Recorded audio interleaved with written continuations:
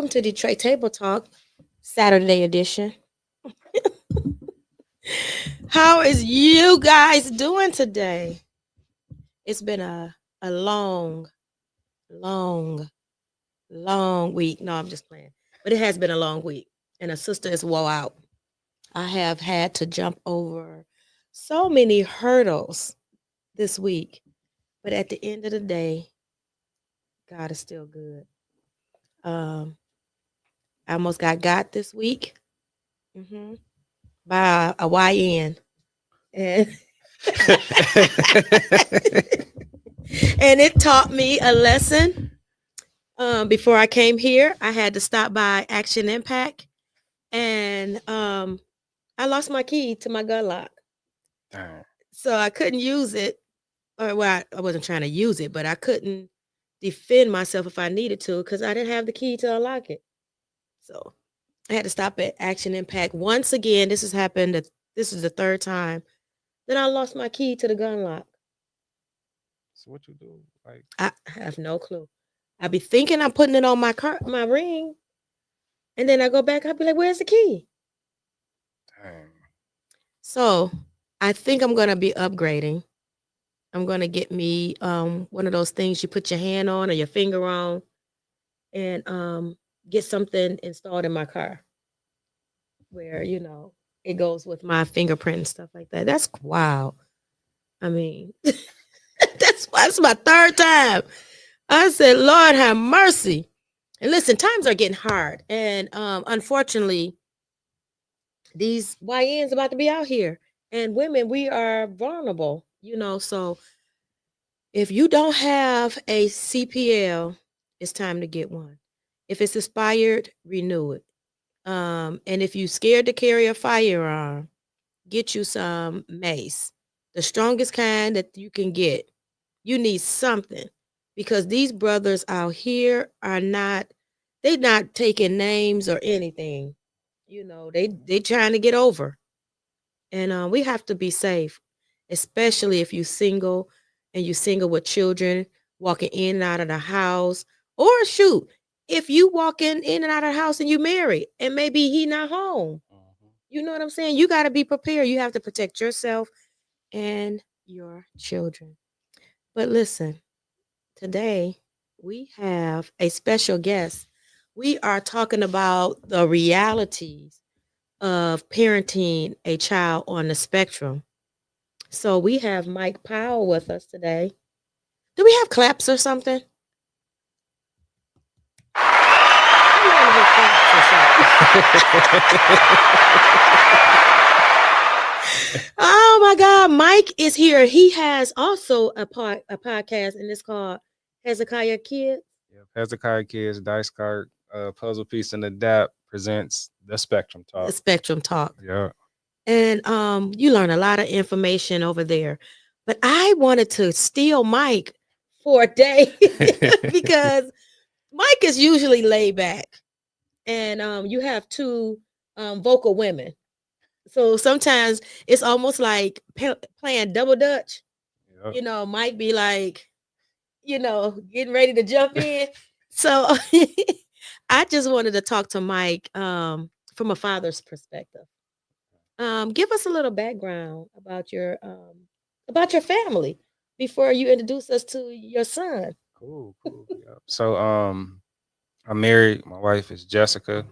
Hi, Jessica. Thank you for allowing them to come to the table. I know she tuning in right now, and got my son MJ. He's 8. Well, let me rewind back. So Jessica, we met around 2007 when I was up in college, and Which college? Ferris State. Okay, Ferris Yeah, State. yeah. I grew up in Detroit. Moved around quite a bit. Plymouth, 6 mile, 7 mile, 8 mile. Okay. So I almost lived in every neighborhood on the west side, and then went to Wayne State for about a year and a half. Wasn't really figuring it out at Wayne State. I think it was just more just being at home. I was like, I got to get out of here. Then I went up to Ferris and met Jessica, and we've been together. Every so we've been married. I'm on 8 years, but we've been together for like almost 20. What? Yeah. So it took you that long to say That's why I Come ain't on, want. That's baby. almost why I ain't want to say the year. You know? Because we talked my last 2 years of college, and then when I was coming out of college, it was the recession. Okay. So as I'm looking to walk across the stage, all I could do is just turn on the news and everybody getting fired. I'm like, man, what am I about to do? So I went down to McAllen, Alabama, which is near Birmingham, Okay. and she came down there with me. So we was go tie the knot, but we kind And of she uprooted and yeah, followed you? yeah, she been taking Get care it, of me. Jessica. We went there to Indiana. We moved state to state, and then once we came back to Michigan, we finally, tied the knot. And Okay. my funny, we was engaged. Just got a house, and she got pregnant with MJ. Oh.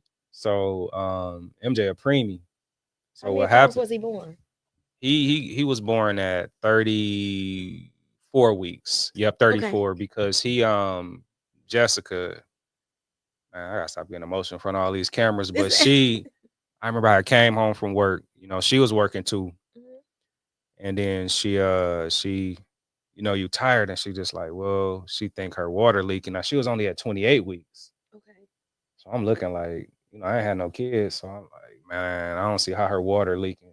And she was like real nervous. They put her on bed rest. Yep, we went to the hospital, and she was on bed rest from 28 weeks to 34. So it actually went through Christmas. So like that Christmas, like I'm wrapping gifts, putting them in the trunk of the car, taking them to her, and then I had to go Oh, to wait the a minute. hospital. She was on bed rest at the hospital, not at Yep, home? at the hospital. Wow. So we Okay. spent Christmas there. We spent New Year's there, and I would just have to keep going because we had dogs. I would go let the dogs out, and every day go up there 2-3 times, get whatever snack she wanted, Yeah. and keep her Oh, look at straight. you being a good boyfriend. That was your boyfriend at the time. Yep. So we Oh. was engaged, and then we knew MJ was gonna get born. He was gonna be born early.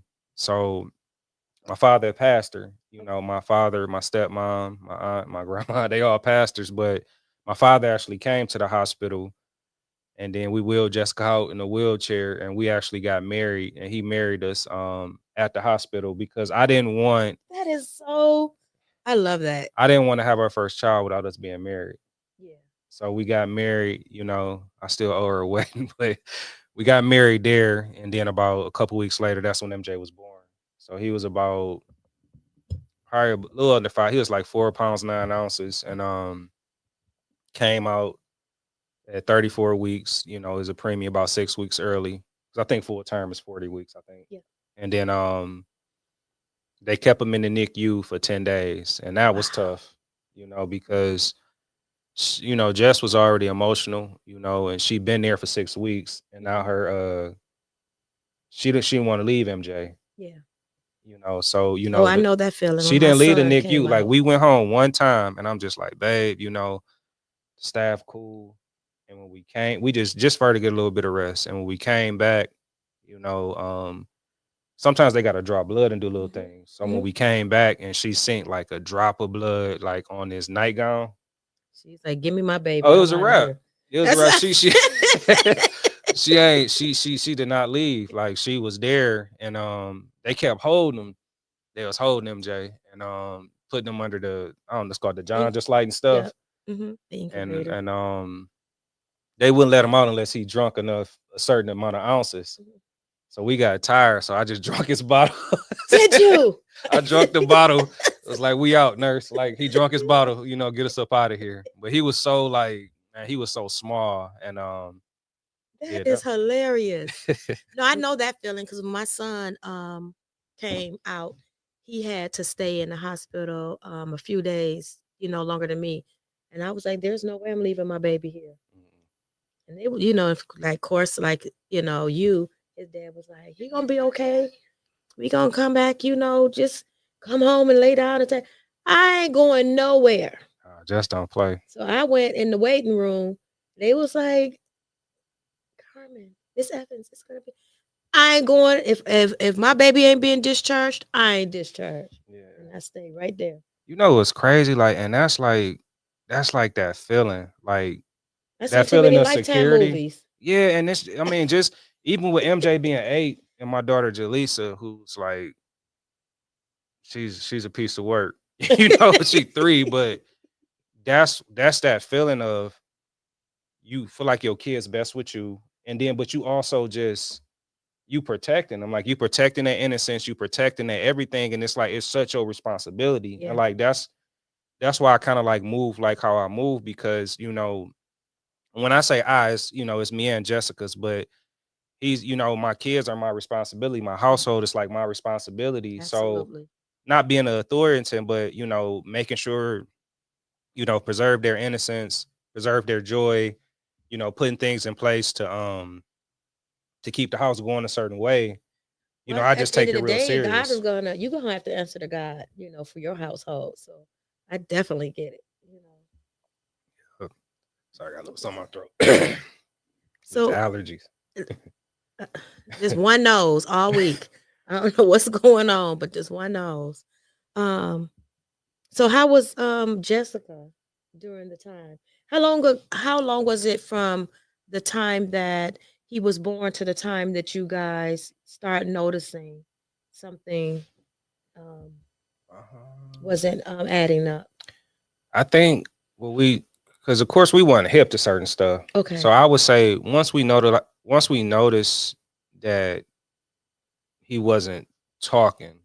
Now, when I look back on the videos, I see stemming, but at the time, every kid played different. So Yep. we didn't notice it. So it wasn't like he was walking on his tippy toes or doing certain stuff. The only thing that we noticed is that he was starting to talk, and I got video, and then all of a sudden, he's not talking. Now, was that something that happened? Did you go and get him shots or anything? Yeah, and it's man, it's I know the shot things is like such a like sensitive subject. What I Controversial, would yeah. say is that all right, MJ was starting to say mama and daddy. I got like videos on this high chair. I would say we went and got one and they told us that it was multiple and he could have a fever or something like Mhm. that. So he was in daycare at this time. So so we got it and then he went to daycare. It was right across the street from my job and then he was sleeping a lot. Okay. So then they called me and was like, your son having a seizure. You know what I'm saying? And of course it was right across the street and I drove over there. By this time he was in the back of the ambulance and Whoa, that's scary. that's what we kind of noticed, but it was right around that age. It was like he was starting to formulate stuff stopped. We got him that and I don't know, like I would say that's something that happened, but do I solely think that that's what it is? I You don't don't think know. so. I don't think so because when I talk to other families, like some families, kids never got it.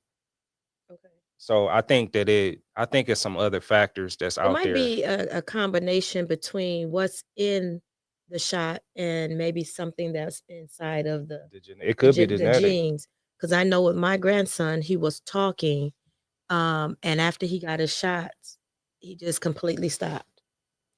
I hear that. I do hear that story. Completely stopped.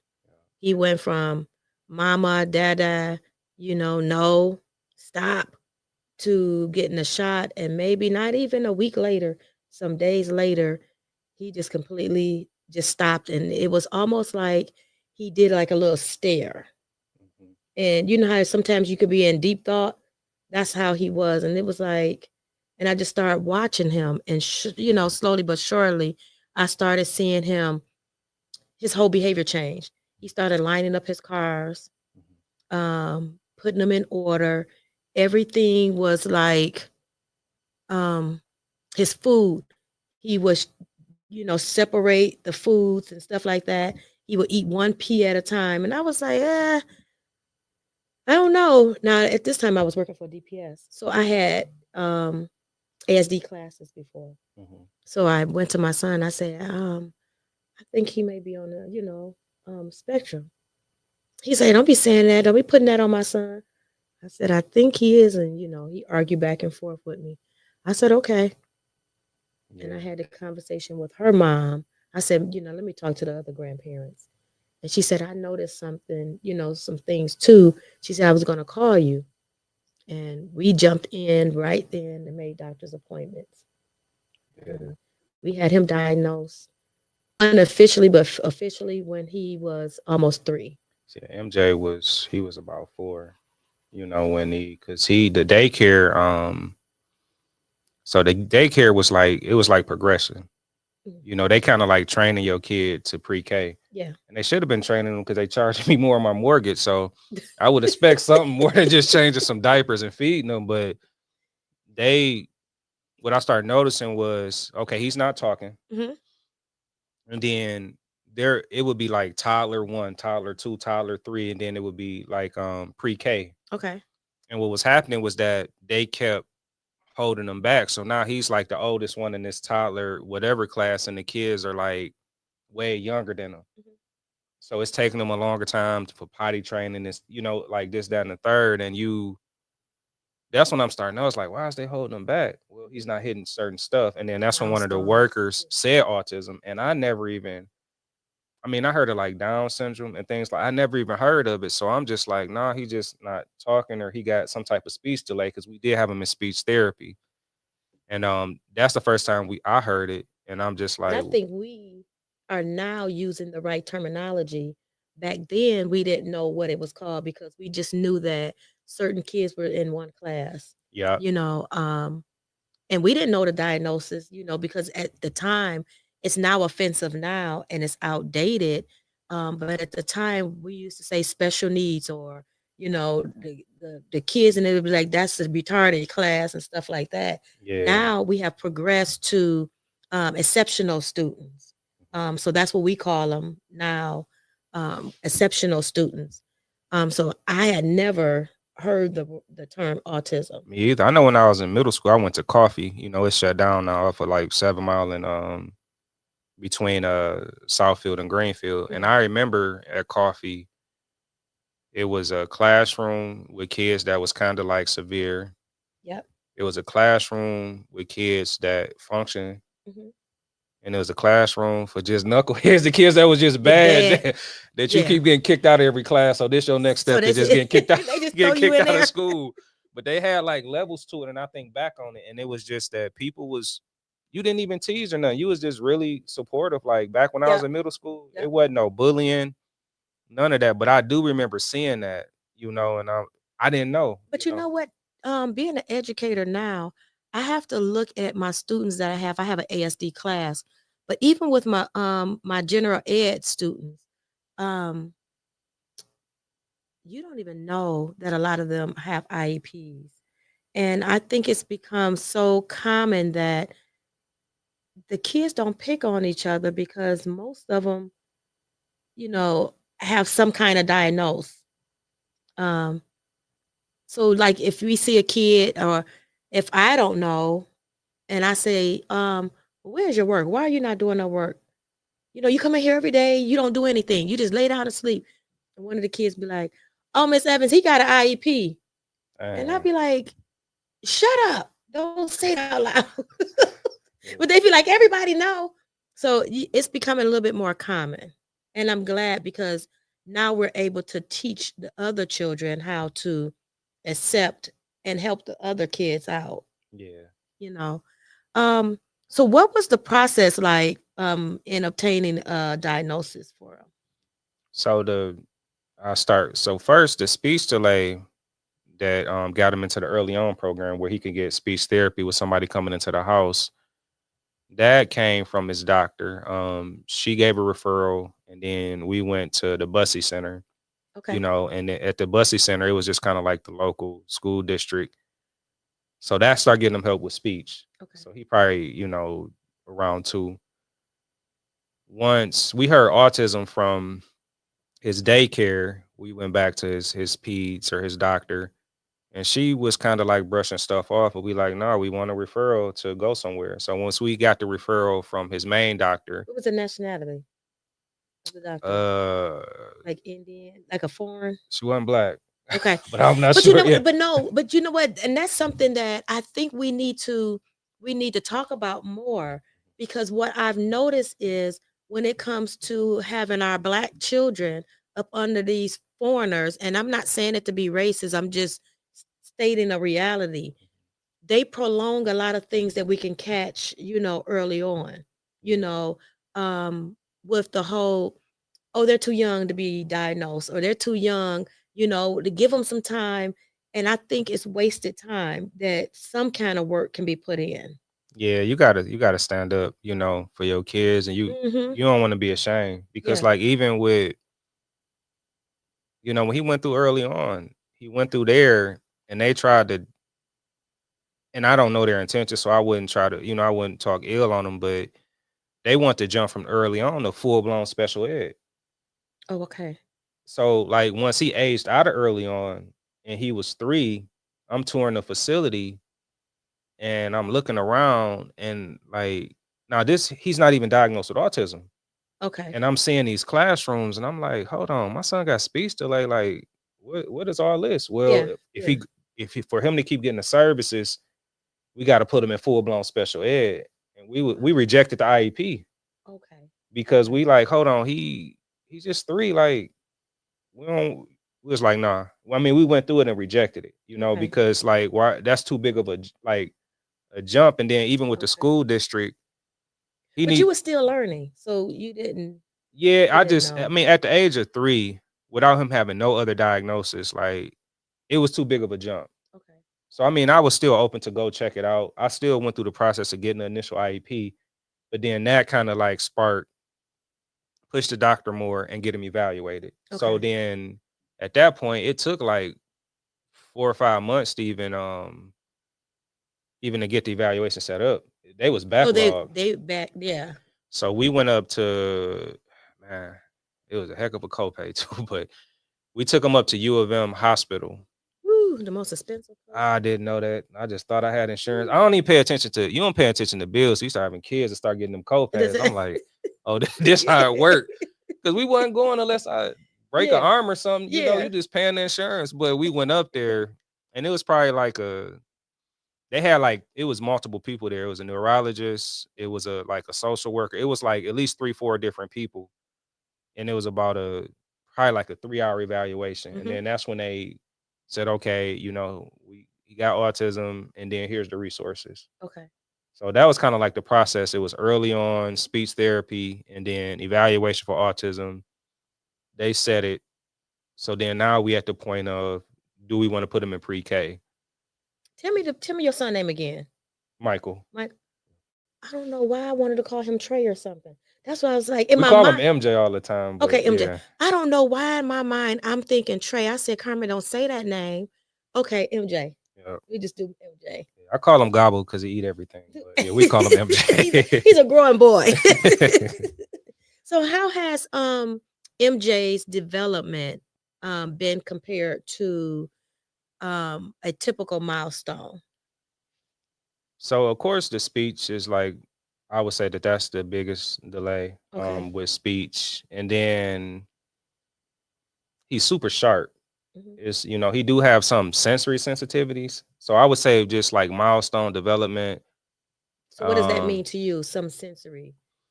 Does he put his hand in his ear or his shoulder to his ear? it was severe. Yeah, it used to, like, if loud noises or new environments, and the hands over the ear is not always like to noise. Yeah. That could just be how I create a safe space if Yeah. it's too bright lights or if it's Yep. too much stuff going on, too much Yep. motion. So when he was younger, that's when we start noticing too, is like a motorcycle went past and it was just taking him a long time to calm down. Mhm. So with him, the I would say the delay was the speech. And then it was sensory sensitivity, not a lot of like behavioral stuff early up front. And then it probably took him till 4 to like fully be potty trained. Mhm. So he would, I yeah, so we just had to, like, he didn't wet the bed throughout the night. So we just get him up, put him on the pot in the morning, but it took till 4. Socially, he would play with kids. He made eye contact, he would want to come play with us. But he, outside of the talking, he was extremely smart and self-taught. How is his diet? Is it That's a good question. That's a yeah. good question. If it was his choice, he'd eat what he want. Okay. But I'm all right. I'm gonna go all the way back. So when he was younger, before the diagnosis, he wasn't as picky. Okay. And then as he started getting older, he not scared to touch stuff, so it's not so much like that. But he eat pizza, spaghetti, I love pizza. but we go. Chicken nuggets. He don't really mess with meat.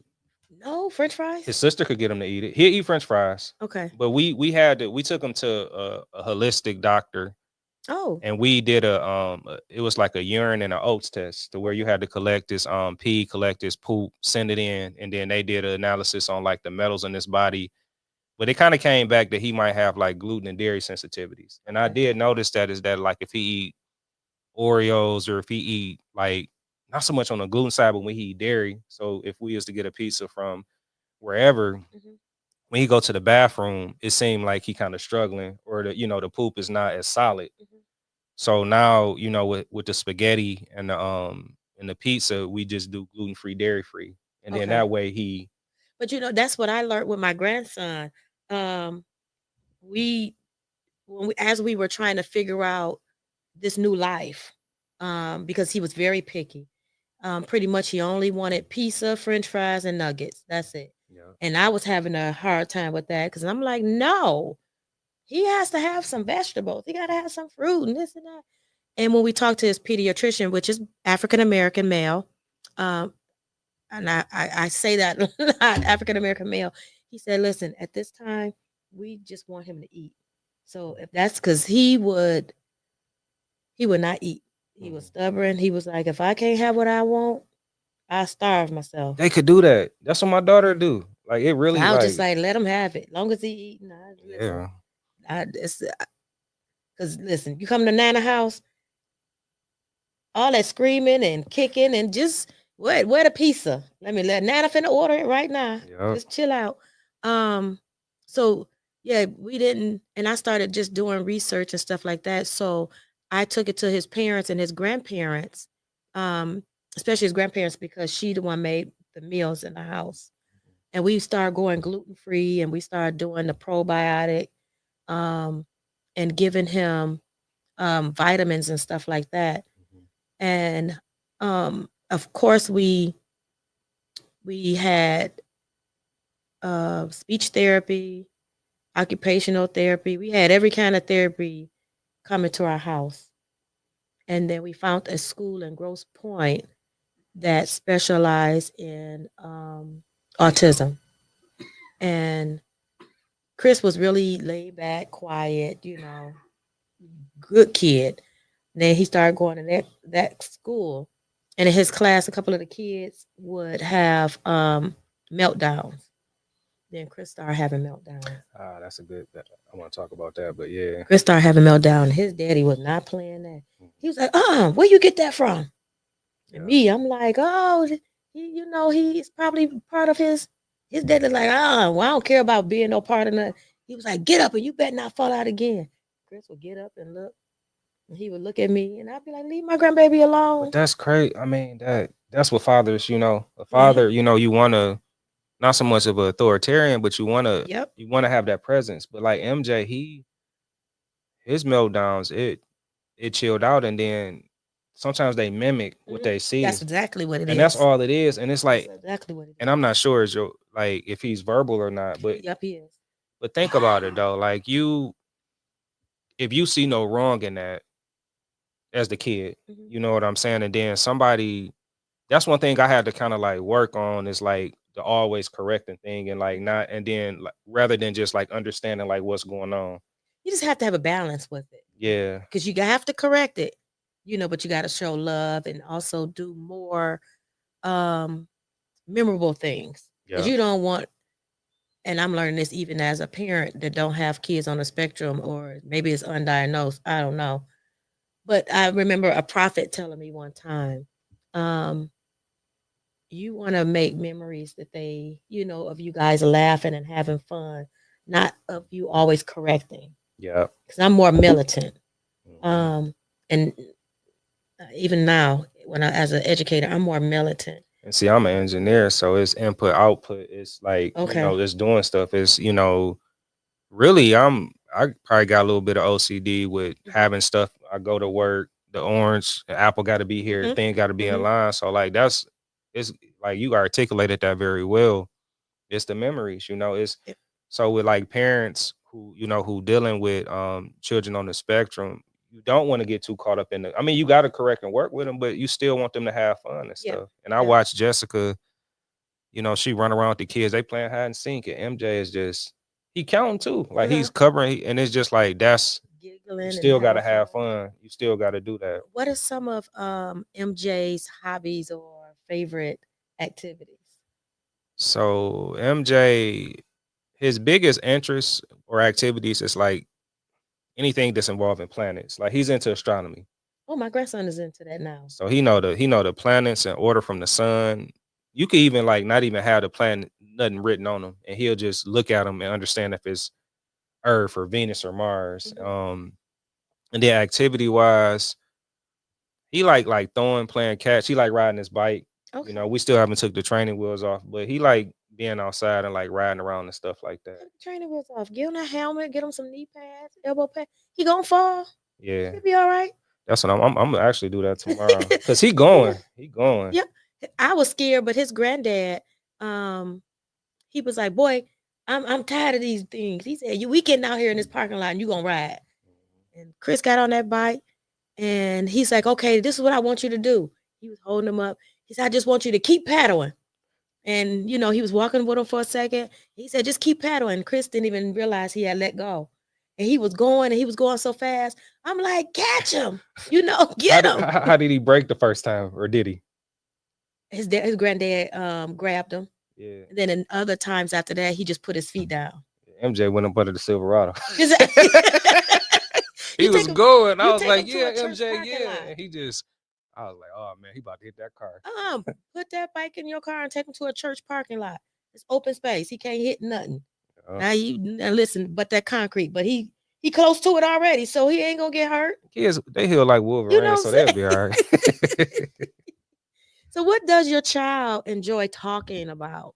Or how do you keep him engaged with certain things? He MJ pretty easy going with stuff. I mean, he always up under me. So he's always like interested in like what I'm doing. Okay. So if I'm like repairing drywall, he looking, he might want to, if I'm working with a hammer, he want to do it. Actually, he has a big interest into photography. Oh, nice. Yeah, I used to shoot like weddings and portraits, like senior pictures and all that in real estate. And he used to be with us, and I didn't know that he picked it up. And then we was walking the dogs. Oh, I love that. And he had the phone, or he had like a little play camera. But when he took the picture, he knew how to like adjust and like get the angle just right. Like he knew how to get the whole thing that he was trying to capture into the picture. So he yeah, I mean, he liked photography, but really he kind of just followed behind dad, really. I think I saw a video. I think you were videoing wherever you guys were, and MJ had the camera, and as you was videoing him, he was videoing you. Yeah. Yeah, he liked doing that was so cool. But that's awesome. Like, get him a camera and let create MJ World, through the eyes of of him, and create like a little book. That's a good idea. Pictures that he took. Yeah, that's a good idea. Oh, that would be so much he pretty. fun. I still got my main camera too. I'm gonna start letting him just kind of shoot with it, and figure it out. But he an exceptional little guy. I mean, if you ask him stuff, even if you take devices or stuff like that, I mean, he might trip a little bit. But MJ, he really just kind of chill. I mean, his biggest meltdowns in the past was just the talking. Okay. Like if you ask him something, forget you asked him, he's go freak out because he wants you to understand, okay, I get it, and this is what you want. Like today, I asked him about, he's learning how to talk. He learned how to say arm. I asked him something I forgot, and he started bawling because he's trying to talk and mumble. So he just like that was my next question. How does he prefer to communicate with speech or the AAC devices? He do a mixture. Okay. So he'll verbally say yes or no and some stuff, or he'll say no, papa. That's what he called me. Say no, papa. Yes, papa. Okay. But he'll still pull out the AAC device, and when he used that, he type out full sentences. Okay. So he's not just going to just like a picture. Like if he go in, he got to go to the keyboard, put space, and actually he typed the whole sentence out. Oh, nice. Yeah, yeah. We didn't. We chose to opt out of that. I just felt like that device for Chris would do more crippling than him progressing. Like I say, he went from being verbal to nonverbal, and they wanted to give him that little laptop where if he wanted some milk, he pushed milk in. I said, no, that's crazy. I said, I we all got together. We said, listen, Lord said he's gonna talk. And they was like, well, you just maybe we should just I said, God said he's gonna talk. And that's the bottom line. So we had a meeting with the school and we, made sure that they understood that what we were believing and we wanted that same we wanted to extend to them whatever we were speaking at home. That's what we wanted them to speak, in school. So we didn't want them to so like at home if he wanted some juice, he had to say juice. You know, he went first pointing and it was like, okay, we let you point for a minute, but you got to say juice. Yeah. And there was times he would get really frustrated. He'd be trying to talk. He'd be like, boy, if you don't say juice, oh well, you ain't getting no juice. Juice, with an attitude. And I'd be like, okay, I don't care how you said it, as long as you said it, high five them and stuff. Yeah. And we allowed that to happen for maybe a couple of months. And it's like now we need to make sentences. Can I have some juice? So when we would talk to the teacher, we would say, don't let him point. Ask him to ask for what he wants. So we wanted us both to be doing the same thing. What we were doing at home, we wanted him to do at school. Yeah. And as far as like the other grandparents, everybody had to be on the same page. We didn't want one household to be babying him because he was diagnosed with autism, and the other family pushing him. And be like, Yeah. I don't want to go over there because they're gonna make me work, and over here I just can just point. Yeah. And kids are really smart. Yeah, they know how to. It's like MJ. So when he went to his first speech therapist, they was doing sign. Yeah, they was doing sign language, and so Oh, after you know how to sign? they started doing, he could do some stuff with sign, so they Okay. was having them do sign, and then we went to, but that was just speech, and we was on a waiting list for ABA and speech. So when we Okay. went to the next place, that's when they kind of introduced the device. I don't know. I think it's like with him, I think the device kind of helped with sounding stuff out too. Okay. So he hearing that voice and like seeing it, I know it did because he was kind of like making that connection with Mhm. this word, this how it sound. And I think it actually helped him. I mean, but do he take it everywhere? No, Now, because I see some children that are on the spectrum, their parents allow them to be on their phones and those tablets all the time. And it's almost like it's a babysitting device. And I get it. Some kids, get frustrated and it's easier to just say, okay. But I had spoke with several doctors and they were saying that the way that a mind of someone with autism, um, if they're off to the side, it's like their mind going to a world of its own. So, what Chris doctor and some of the neurologists and stuff like that, they encouraged us to give him the laptop or the iPad for limited time. That way, his mind won't revert and go back. Keep him engaged. I could see that, because when MJ has, or Jaleesa, if he have the tablet, it could overstim him after too long. So he'll start, because sometimes he like to play and rewind, Yep, stuff. So yep. it can overstimulate him. Yep. But to the point of what the doctor told you, when we take the device, then how I can notice where he's stimulating his mind going to his own little space too, to where he just kind of walk around stimming with his round object. So I could See, see that. we engaged him. We had him he had to talk, we had to read. We would sit on the floor and play. And of course, sometimes he would, whine, um, and point to his iPad. It's not time for iPad. Do we have any siblings, if you don't mind me asking? He has a Christopher. No, he's the only child. See, that's what MJ once He's the only Jaleesa child. got old enough. Now he They don't got has. no devices. They running around the house and Mhm. tearing it up together. So they, that's what we could pull that device and then they'll go play with the little remote control cars and they'll kind of go play Mhm, together, mhm. but that engagement it is. It's important, and I try to, even with the parents that of the children I have, I try to tell them it's important that you communicate with them, talk, to well, we got all boys at this point. It's important that you talk to them. Bring him into the family discussions. Watch a movie and ask questions while you're watching a movie.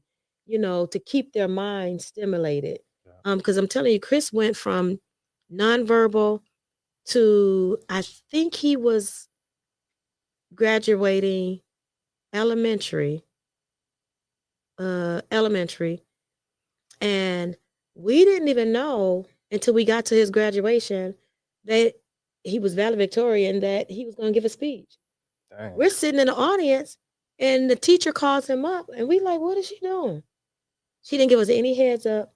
Chris got on there and gave a speech, and then named all the kids in his class. Dang. I was like, tears everywhere, just Yeah. bawling. And it's like, when did this happen? I'm like, did she talk to you? Did she talk to you? And his dad was like, Mom, did she call you? I'm like, I'm just as clueless as as you guys are. Yeah. But he did such an amazing job. And then we kind of learned how his mind worked. He loves, well, first he got addicted to ships. So somehow he found out about the Titanic. Yeah. He learned everything about the Titanic. And we had to keep listening to the Titanic over and over. And he would call, he'd say, Nana, did you know that on the Titanic? And I'm like, where did he learn this stuff at? And sometimes I'd be like, if he said the Titanic one more time.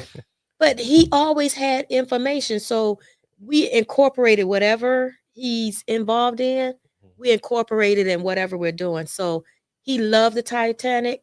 So we ended up having a Titanic birthday party. So we brought him the little sailor hat, the outfit, a big ship, and it was crazy. That's what's up. It was crazy. Yeah. Like last year, my son came over and said, Mom, do you know Chris know all the states in all the countries? I said, what are you talking about? I don't even know all the states. He said, we put on YouTube and we were going through YouTube and he saw it and he saw a flag and he said the country. So he stopped and it was like a quiz, 100 flags. And he knew all of them but two. And I was talking to this parent and she said her son at the age of 2, when they went to the grocery store, he learned Spanish for English. Whoa. And was talking to a Spanish person in the grocery store like at the age 2 or 3 and learned it like, man. Now see, that's the amazing thing about those iPads and laptops, because they do learn a lot. They do, and they just be scrolling and it just because MJ, when I started noticing like his retention, it was like a me reader book. So you get one, it read off the pages for you. Mm-hmm.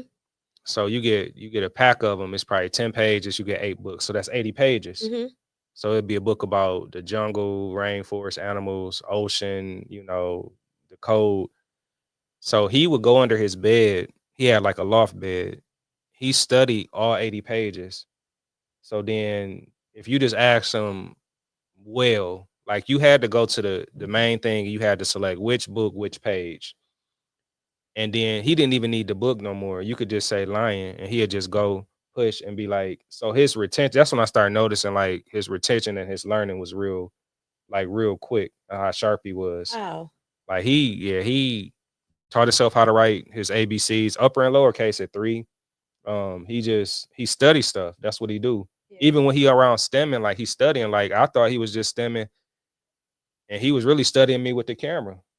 You know what I'm saying? So he Our pretty children are sharp. very gifted. And that's why I think it's important that we allow them to grow. Sometimes parents can be the issue. Hmm. Sometimes they don't know what to do, so they kind of create a world, what I'm saying, in essence, to keep them safe, but they also stunt their growth, Yep. you know. Yep. So we allow Chris to do whatever a young, person of his age do. He did. Chris, we put him on a soccer team, baseball team. He's in orchestra now. Um, he plays the violin. What? Uh-huh. He's in choir. Uh That's he amazing. does a lot. He does a heck of a lot. Um in his last report card he got all A's, a 4.1, 6 or a 9. And Dang. now his teacher says that she uses him to teach the class. That's what's So up. Cause I've been trying. I was like this summer. I was looking to get MJ into piano just because of his yes, intellect. You know what I'm yes. saying? Oh, that'll be fun for 'Cause him. you said he on violin. Hmm. I remember I tried out for band when I was at Coffee.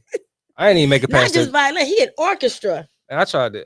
They started me out on the drum pass. I ain't make it past that. Then the next year I went to another school, tried to get in the choir.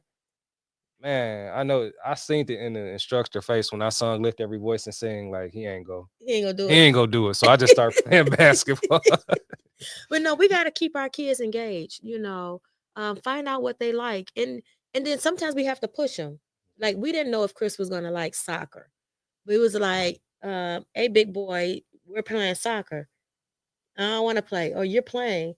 And then if you stand for the whole season, and then if you don't like it after that, then you don't have to do it next year. Yeah, But whatever we start, we have to finish, and it's become his favorite sport. I think like sports and stuff is good for like because a lot of kids that's on the spectrum they have issues with like fine motor. Hmm. So like just those motor skills and like working out. Because I mean, you're right. That's what you do. You create this cocoon. Yep. Like you don't you want to keep everything safe, Hmm. but you know what I'm saying. You not really letting go. Like when I was younger, I was riding the bike up and down the street around the Yep. block. I was climbing trees and stuff like that. Like I was super active. And these kids need to be, they need to be super active and doing stuff. Then also, what I noticed, like I snuck in this classroom, and with the teacher and how he act in the classroom and what other people can get out of him, dad can't do everything. Yep. So I'm seeing like, man, you don't do this at home. He's sitting there, he listening, he doing stuff. Like they laugh at me at the school because he going to the school, take his coat off, hang it up, doing all that. I was carrying his book bag in. He knew to Yeah. take his lunch pail out, where to put it. So that's when I started understanding, like, and I always say the word Let him. community, like Yeah. it's a community of like that could really help you out. I tell the parents all the time when they walking past my room to go to his main class, I be like, Mama, why do you have his bag? Give him his coat. Give him his bag. I just didn't want. I said, that's a Yeah, I do the boy. same Give him thing. his coat. Give him his lunch bag. You dragging him. You dragging his coat. He all right. He inside the building. Where he going? Yep. If he not a runner. Now, if he a runner, hold on to his hand. But if he ain't a runner, give him that lunch pail. Yep. Say where we supposed to go. Let him guide you. You know, I do. I force the kids. Like them kids when they first came to my class, they would just run past me and get some of them go in the corner, some start rolling on the floor. I was like, okay, we're gonna start at the ground zero. I wouldn't let them in the class until they said good morning. Good morning, Donovan. He just look at me. Good morning, Donovan. Good morning, Donovan. Good morning, Miss Evans. And I say, okay, good job, going in. Yeah. Good morning, Noah. And he'd be looking. I'd be like, Noah, you're not going until you say good morning. Morning. Yeah. I don't care how you say it, as long as you say it. Yeah. You know, That's um, teaching that little bit of structure and stuff. yeah, Like yeah, everybody need, a little bit of structure and goals and they stuff do. like that. I mean, I absolutely love my kids. They amaze me every single day with their growth. And that's what we always want to see is some kind of growth. Let me ask you about because I know a lot of parents that I spoke spoke with and speak to, including my son. When you first found out, or both you and your wife, when you first found out about MJ's diagnose, how did you internalize that? It took a while, because you just kind of froze. I mean, you get it, Did you feel like it was something that you guys probably did or didn't do? not off rip. Nah, because you haven't really been talking to nobody. Okay. So it's kind of just like, I mean, he young, he's 4.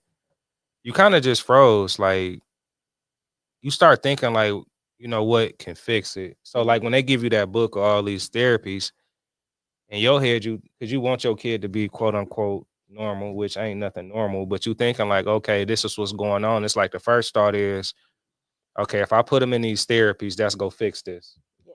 And that, and I think people might kind of like stay on that path for a minute. You thinking kind of like engineering terms, this is wrong, this is what I got to do to fix it. Mhm. And then after you start really learning and internalizing it, like what you saying, now you like, okay,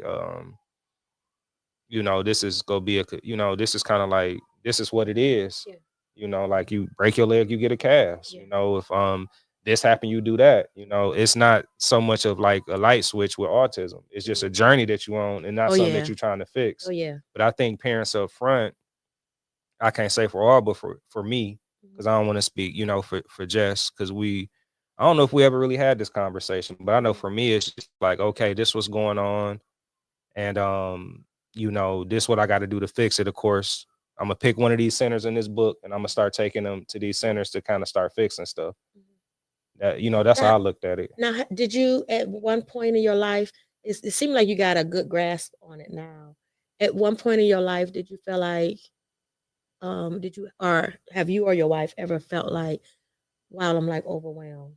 Like what? Why did God give me this assignment?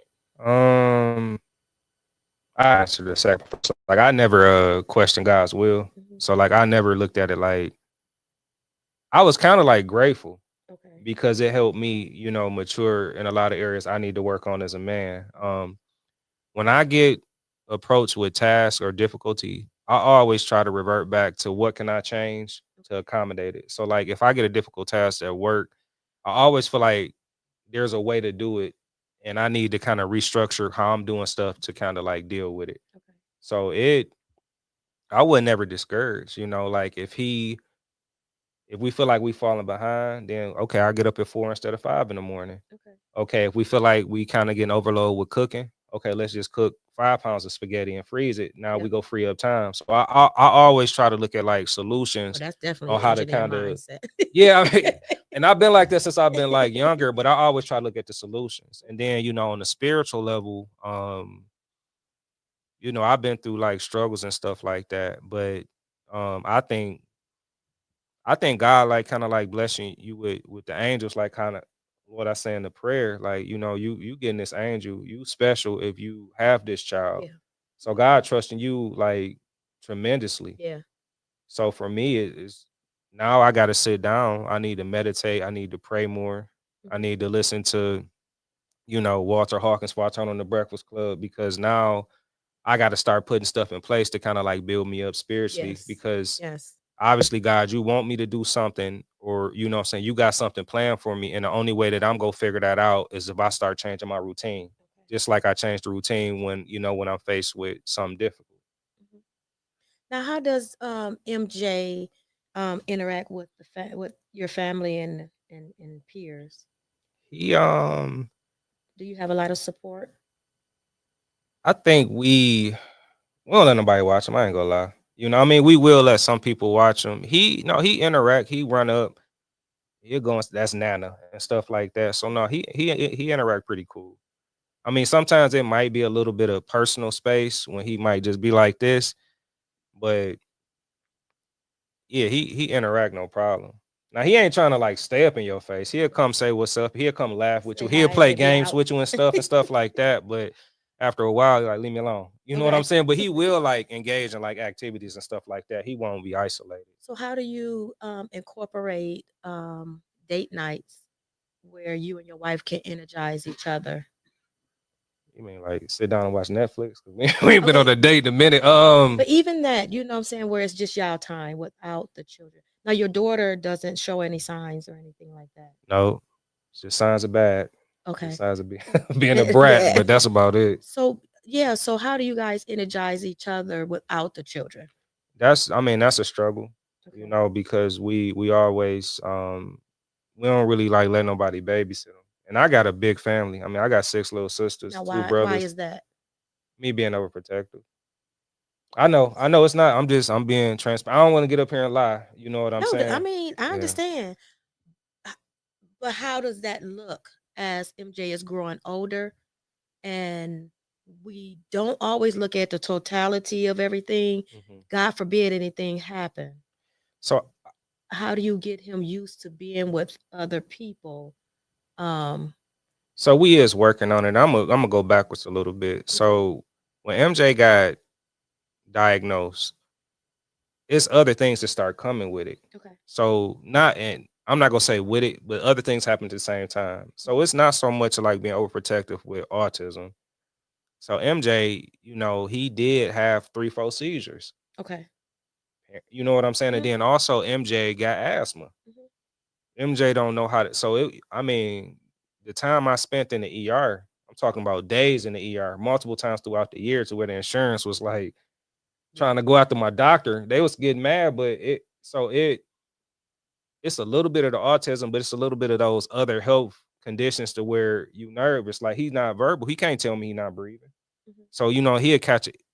You know, it's almost like autoimmune. Like he catch bugs very quickly. mhm. You got to give him a steroid. You know, give him albuterol. So it was a combination of being nonverbal, not so much, but it was a combination of these other stuff that we was really trying to like learn. Mhm. So you know what I'm saying too. Now we kind of like got a grip on it, and now we kind of like working on that process of somebody watching him. Okay. But it wasn't just because he's nonverbal, nobody can't watch. It was like a lot of those other health things going on that I don't got asthma, my wife don't got asthma, you know, and the seizures weren't real frequent, but they did happen, and we was just trying to like figure out, you know, trying to figure all that stuff out. I'm not sure, but I know that I heard of some resources that um autism parents that have autism children, they kind of partner together and they kind of help each other out in that area when it comes to, okay, I have an autistic kid, so I kind of know what to expect and stuff like that. I'll give you a break. And then, maybe the favor is returned or maybe as a barter system or something like that. I heard about some houses like that, like not probably like official business, but I did hear about like homes. Like my neighbor told me, you know, because his sister, you know, was autistic. He told me about like I don't know if they really out there like that, but they might be a home with like 5 or 6 bedrooms, and there might be a parent there. I heard of that system, but you know, probably more in just like past talking, but I never like really connected with somebody who was really, you know, involved in it. I know, like, what some of the parents at my school do is they don't, I've not, they've not told me thus far that they have um, kept each other children, but they do get together on the weekend. So if they, like, a couple of the parents are taking some of the kids to, I think it's called a circus, but it's like a water thing, and then that big old giant bounce house. Mhm. So they're Oh, going that yeah, there. I seen that. Yeah, Um, we Man, we got a lot of our ASD aides and stuff like that will go over to their house where the kid is familiar, and they pay them, so they can go out and get their hair done, their nails done, or they can go get a movie. So I guess what I'm asking is, have you started building up that community that you say, okay, I want to take my wife out, for the night, and these people are equipped, CPR certified. They know how to administer medicine and stuff like that. nah, we haven't made it over that. We do have a community of like other parents with children to where we meet up and like cook and have get-togethers at each other Okay. houses. So we do that. But as far as you know, something to that, nah, we haven't. But we are starting to kind of like look into it, you know, because MJ, he followed directions. He cool. You know what I'm Yeah, saying? And yeah. he outgrown, thank God, like his asthma flare up's not bad. He haven't, had a seizure in like 4 years. So he's straight now, but we are starting to do it. But the way we've been balancing it now is just my wife step out, I'm chilling. Mhm, Cause really I don't feel like going nowhere, no way. Like mhm. I just like sitting in the house, working on the house and doing stuff like So that. you're a homebody? Oh, for sure. I build, I work on the house. You know what I'm saying? I do stuff like Have you that. become a homebody or were you always a homebody? Um, I always just had like probably a small group of friends, Mhm. that I kick it with. But I like, like they say, idle mind is like the devil's playground. So I'm always doing stuff, I think about stuff, and I'm always like, I like staying busy because it helps keep my mind sharp. So are you I thought I saw that you are in a fraternity. Yeah, yeah. So how does that work? The only fraternity. I'm just Okay, playing. you're right. Listen, okay. No, with Kappa, no, I mean it's not as busy as it was like up in college. When I was in college, it's only a handful of you up there.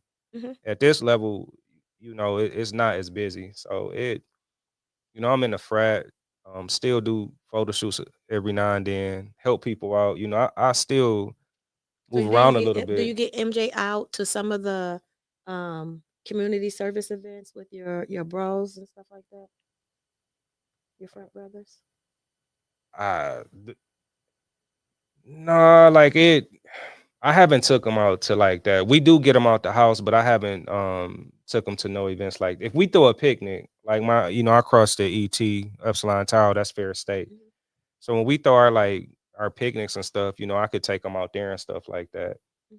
But it's really, MJ get out, we go to parks, we do stuff, but I push him, but then also kind of like gauge like what he want to do. You know what I'm saying? Like if he want to do certain stuff, we push him, or if he just want to chill and ride his bike and play with his sister, we kind of just like kind of let him do what he do. So He do play baseball too, does he? Yeah. Do have you taken him to the movies? How does We he haven't did that yet. start taking him to the movies? So he Go like early in the morning where it's oh not a like lot of during the people there. matinee hours. Mm-hmm. Or like when they first open. And that way, even if he wants to get up when we first took Chris. Well, I first took Chris when he was a baby. So I said, let me start now so he can get used to it. But when he started getting to be like 5 and 6, my girlfriend has a son. I'd be like, come on, let's do a play date. Ethan to sit there, Chris, eat his snacks, and then he start waking out. We would be there so early that he get up, he want to walk through all them rows, go right ahead while I'm watching that movie. Now, do they dumb down the noise a little bit, You or is can ask him. Yeah, you okay? can I ask would him. think that would probably be the biggest thing, is Yeah. sometimes you go into those theaters and it And then we do earplugs. okay, Well, we don't have to do it now, but we do earplugs. That way it soaks up a lot of the noise. yeah. So We try that. I know my daughter, she like Moana and seeing all that stuff, so yeah. she'll Go go early in two the three morning when ain't times. nobody in there and nobody's complaining. I remember one time my grandson was complaining. I was trying to hurry up and open up the juice to put it in his sippy cup, and it was a kids movie. It was a grown man 2 rows in front of us. Um, and first of all, I was wondering why he was in there because he ain't had no kids in there. I'm weary about stuff like that. Yeah, yeah. What is a grown man in here watching a peanut movie? Well, Bootlegging. I'm just. you know, and my grandson kept whining and stuff like that, so he went and told the people. Oh, the dude did. Mhm. Yeah. So they didn't say anything to me at first. They just came in and stood on a stair, a couple of rows, in front of us. So I was agitated. So I said, "Excuse me, did you come in here for my grandbaby?" They said, "Oh no, ma'am. Well, why are you standing there?" I said, "Because he got up, he walked out, and he came back. Then all of a sudden, you came in." I said, It's not a rocket science to put two and two together." I said, "So why are you here? When have y'all started standing inside of a movie when a movie was going on?" Yeah. So he was saying, "Well, there was some, complaint." I said, "There was no complaint except for the man that's in here without a child. So if he doesn't want to hear kids make noise, then maybe he need to go to an adult movie." Yeah, that's a good point. So they was like, "Oh no, he's fine." So I was a little upset because it was in a neighborhood with them. Yeah. Um, and at that time I didn't even want to stay. So I was like, give me my money back. Like, we won't be back here. But I'm sorry, and I meant to say this before. You brought up something that I think is like very important.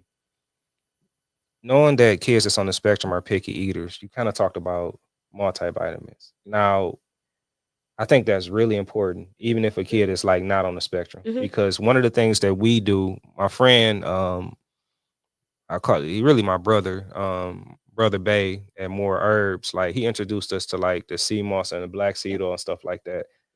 So that's how That stuff MJ, helps. yeah, that's how he get his vitamin. You know, sea moss got that's like the ultimate one of the ultimate Mhm. multivitamins. Mhm. So like when if he start getting sick, we hitting them with elderberry, we hitting them with vitamin C, we hitting them with colloidal silver, Mhm. and that suppress cold Mhm. symptoms and stuff like that. Then on a daily, I think that's important with kids now is like having multivitamins and just having the right stuff that's going in and out. Yeah. Because sometimes like our body just reacts to like deficiencies, Yeah. like We started off with a little syringe. So we would put it in his jaw and he would try to coat his mouth, really tight. And I would squeeze his jaw, his little lips, and I'd drop a little bit in, you know. It may look like, I'm hurting the kid, but I ain't. I used to hold his nose. So, he I have to remember. breathe and he Yeah, have to I remember my swallow. grandma used to do that to me. And Yeah. then, and then sometimes he would put it in his mouth and then he'd spit it back out. I'd be like, so you have to retake that, right? No, Nana, no. No, Nana, Chris don't want it. I said, stop talking in the third person. Just say, I don't He want said it. like Yoda. Said Chris don't want it. I said, stop talking like that. But no, well, yeah, we started using a syringe Uh, and then we started mixing it in his juice. Now, if he see you, it's a wrap. He's not drinking the juice. So we used to have to turn, our back and, manipulate stuff and then be like, you want to race me? Let's see who could drink our juice the fastest. But we would do, just a little bit so he won't waste the whole thing. yeah. So I you have to find creative ways. No, that's really important. Like, cause I, w- Or get gummies, like they think it's candy. yeah, Gummies or liquid. Liquid is preferred because it goes straight into the bloodstream. and that's why we do the sea moss like tincture, where I Okay. make the sea moss. I had a raw sea moss, rinse it, and then you turn it into a gel, and then I put it into a smoothie. Oh, you So, do it yourself? turn it into the gel. Mhm. Yeah, I just get the wild iris sea moss, and then I clean it, and then you soak it, it expand, Okay. and then you don't heat it up too much. You heat it up on the stove, and then I just jar it. Mhm. So then every day, MJ he'll drink a smoothie with bananas, put fruit in it. I put the sea moss in it, and then I put chlorophyll and magnesium. Okay. And Well, like listen, if you don't know what you're doing, please don't do it. nah, that's it. No, it's like Don't a do gel. It get hot. It'll you be know. like yeah, it'll Find burn you. somebody to do it for you, okay? But I think if we look at just the diets from back in the day till today, Yeah. like grandparents probably raised on farms and picking their own Mhm. collard greens, and then Mhm. we look at like the diet of today. I mean, that could, if everything start with the gut, that could be a major factor. That's why Yeah. I say I don't Oh want to yeah. get too The caught leaky up gut in stuff. yeah, your gut's sensitive. So your Mhm. gut, it go to your brain. So like I mean, nothing against fast food and some of these other things like that, but I know my grandma when we was around, she cooked every meal. Both of my grandmas. So Yeah. I think that got a lot to play with just being attentive and stuff like that. It's like what these kids are eating. So kudos to y'all for like doing the multivitamin because I think that's what is gonna help the kids through. It's like especially throughout the school day. How often do you introduce new food, Tim J? We tried this like as much as possible, probably a few times throughout the week. Okay. Everybody eat different. Like me and Jess might eat this. MJ go have his spaghetti, and then his sister don't like spaghetti. Go figure. So So y'all making 2 and 3 so meals? yeah, it's like 3 meals. Yeah, throughout the whole day. But his sister get him to do stuff that Okay. so he'll try stuff, especially for her. If she say, "Here, MJ, eat it," he'll eat it. Now my grandson didn't like spaghetti, but he loved the noodles. Yeah, So we would just make the noodles and put a little butter in it, and he was like happy with that. And I was like, that's what my you daughter know, she eat butter noodles. and I'm like, you don't want no sauce? No, Nana. I'd be like, just try a little bit. No, Nana. I'd be like, excuse me, go ahead and eat your little plain noodles then. Yeah, Yeah, no, he tries to he eat fruits and vegetables though too. He eat cucumbers, he eat apples, he eat I love oranges. that. So he eat it's just but his main course is spaghetti, the gluten free, dairy free pizza, and Do you use do you do squash spaghetti? that's what we The about. zucchini? That's what we about to convert to Okay. because like we got the little KitchenAid to do the spiral. We about to start doing that and then just making our own spaghetti sauce Oh, too. y'all doing homemade stuff. Okay. Yup. Listen, now Chris, you already know. Yeah, I just don't trust like so many people handling my food. Yeah. Like you go out, people kind of, like I just So don't. you guys got a garden? Um, Are you thinking about getting a garden? yeah, she want one for just want one for her birthday. They So have something now that you can put in your house, like the little tower. yeah, and hang it. Yeah. Yeah, One of my I'm a girlfriends builder.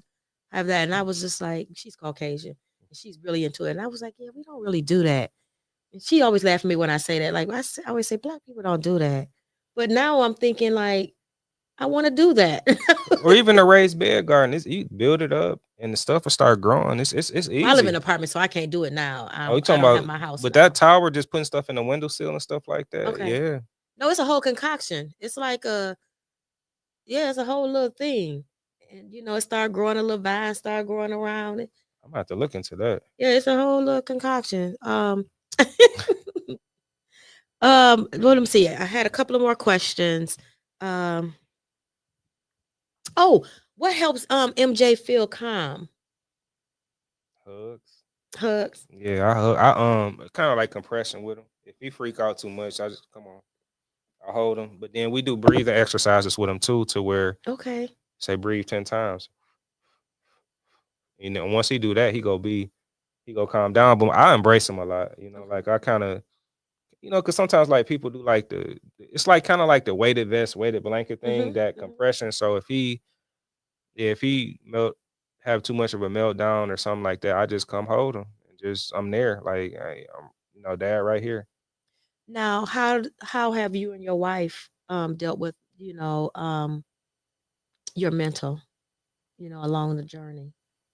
I mean, for me, I kind of just got a routine of like getting up, praying, meditating, listening to gospel music. I like just work on my frequency Okay. because I mean, you are who you attract, and Yeah. that's energy. That's not just people and stuff like that. Yeah. So if you start, I mean, just down to the music, if it's shouting in the music or if you listening to instrumental or piano, like once you start changing your frequency, it's gonna be easier to deal with situations because you at a constant like zen or a mellow Yep. point. So that's what I do. I kind of just I put a routine in to where I try to be as balanced and calm as possible, Mm-hmm. and pray, release and stuff like that.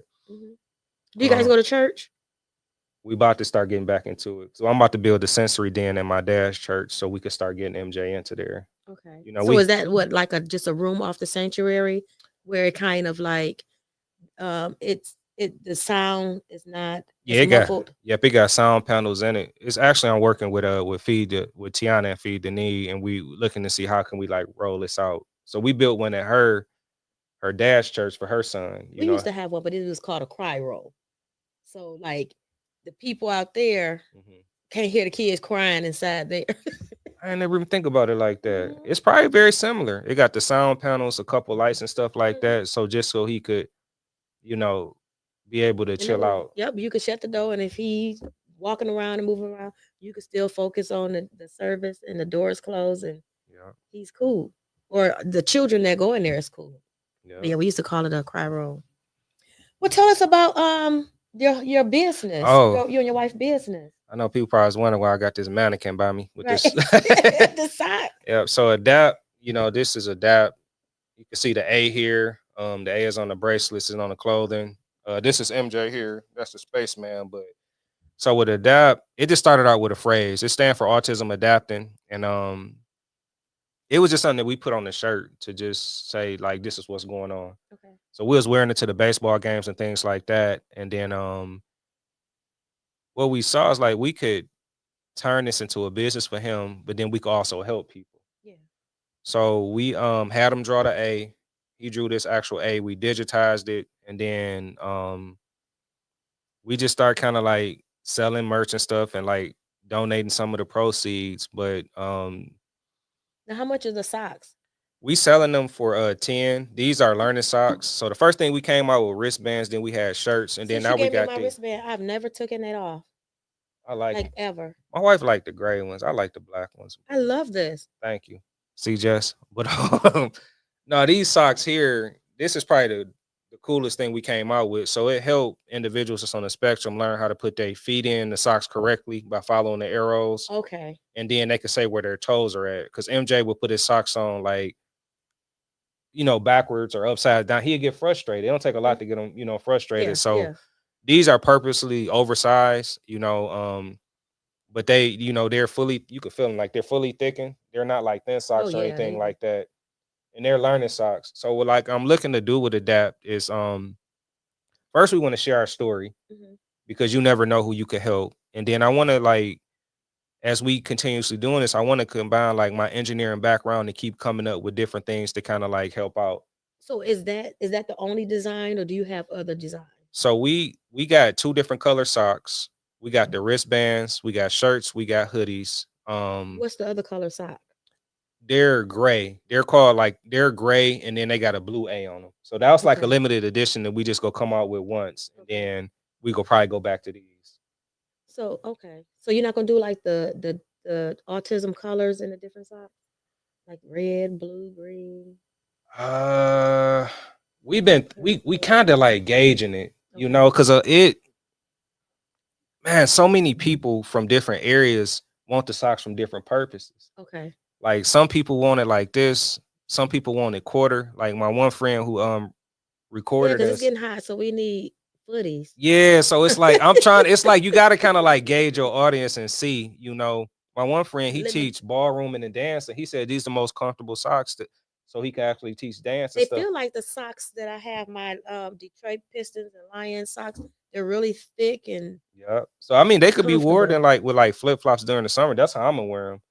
But we want to Please don't be one of them dads. at home. At home. Okay. I ain't gonna drive around like that. I don't know why you fellas do that. Y'all have on socks and sandals. It's like choose a struggle, one or the other. I'll put on the dap socks with some man sandals. I might just do that just for Don't Father's do Day it. and Don't take a do it. picture. But we want to come out with we about a year in, so we want to come Okay. out with like functional stuff that could help the community. I mean, I could be pretty creative with stuff, but So with your business, is it just the products, or is it something added to it as far as like resources?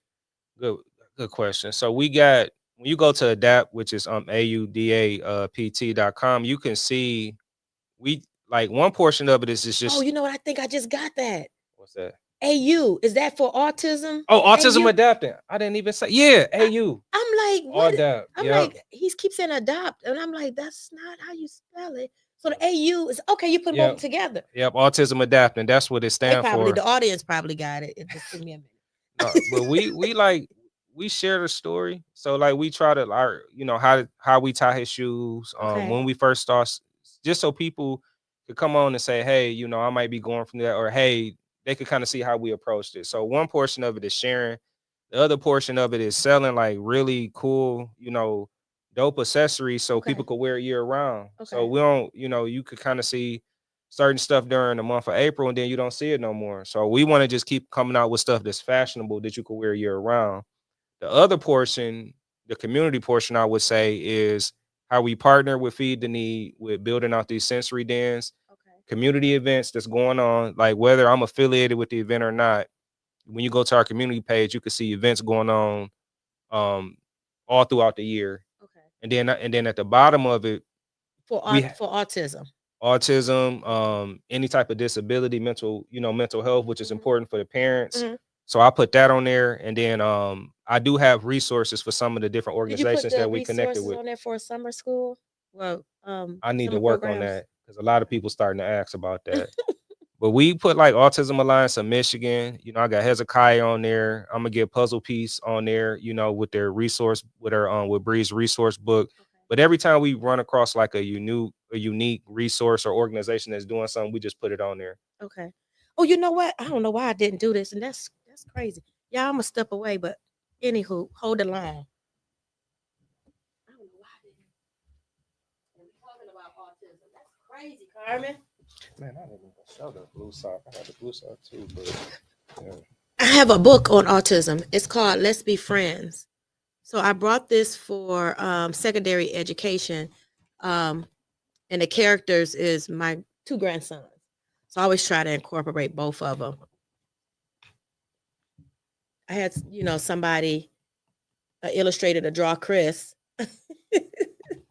and the different things. I don't know if y'all can see little Vince with the afro. That's his little cousin. But this book was created because I see a lot of kids that has autism that have a hard time engaging with other children Mhm. and playing. So I wanted to teach first and secondary age children how to be friends with children that are on the spectrum. That's dope. Giving them an idea of how to approach them, and if they don't respond right away, give them a little time because it can be overwhelming. Just come back and ask the question if they're verbal, um, but include them, because they want to do everything that you do. Sometimes it just take them longer, or they just have to feel comfortable. Man, And that's amazing. I think what I really like about that, and sorry for cutting you off, is that we are in a we are experts in our own story and our own Yeah. execution. And what I like is that we're not, parents and those affected by autism is not waiting for somebody to come out. Like you see a need, you see something, and you went and addressed it, and you also and so many you building legacy. And that's what I want to do with Adapt. I hope that Adapt help empower parents. Like if your child has a unique ability, if your child could sketch, man, Yeah. build up a legacy, build up a company for your child. Like do that. With Adapt, this is MJ with his A, but dad is go use whatever his mind to Mhm. do this, help people. But you also giving your child, like a head start. Yeah. So that's what I really like. I like running into like Dr. Batanji, Bree, Tierra with autism, and it's like people taking their own initiative to help people out, but also like to build because you do have your own expertise. You don't have to wait Yeah. for somebody else to do it. And it's frustrating being in a place where you're learning for the first time, especially if it's the first person in your family that's on the spectrum, and you don't know the resources. You don't So it can be frustrating. So I think it's pretty cool that people are getting out there and they're spreading the word about autism, because it was one point that you wouldn't see a lot of African American introduce their children to the world. They were kind of hid. I seen a lot of Caucasian people, they bring their kids out. So I love now seeing parents out there advocating for their children, and I even love more seeing the fathers out there advocating for their children. But we're getting more and more fathers. I know at my school that are there for their children.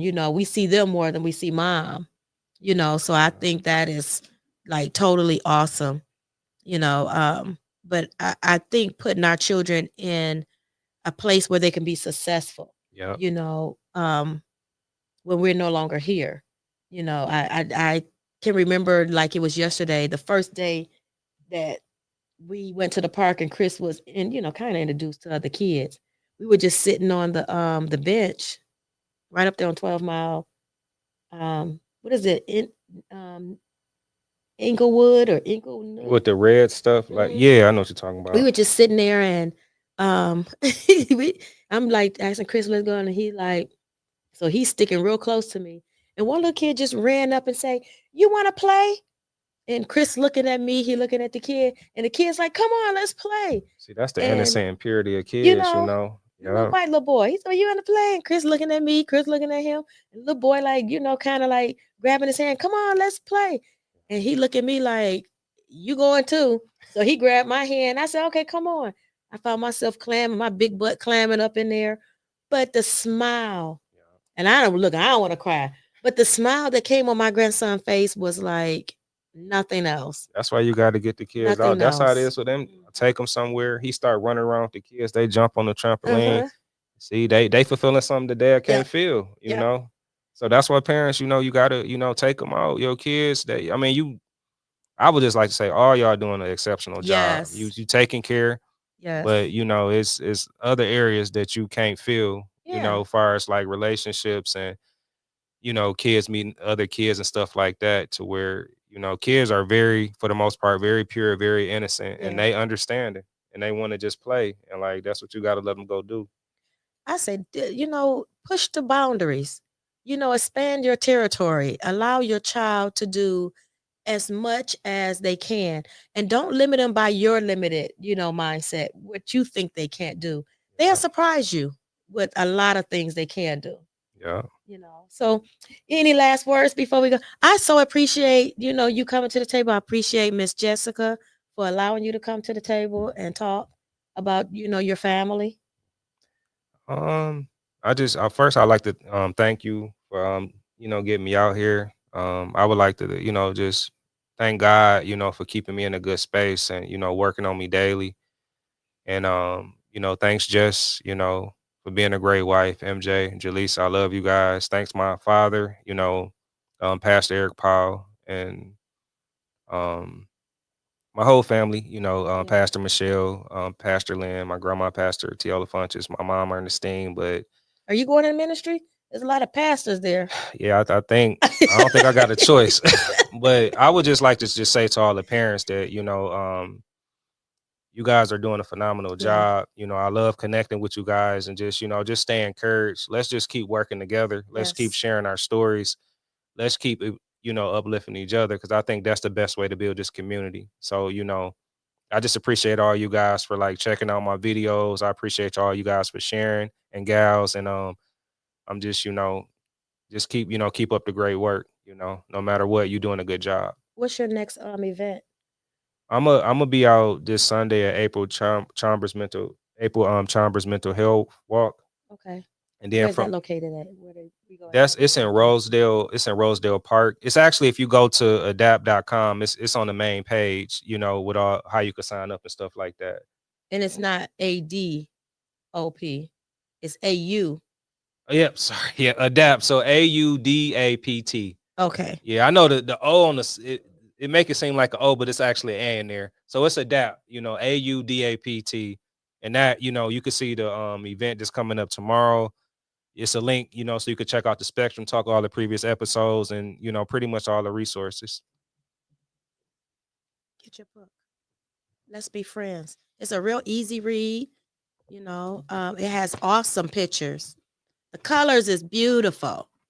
Um, get the book. I gave them to all the kindergarten teachers, and the preschool teachers, and they absolutely love it.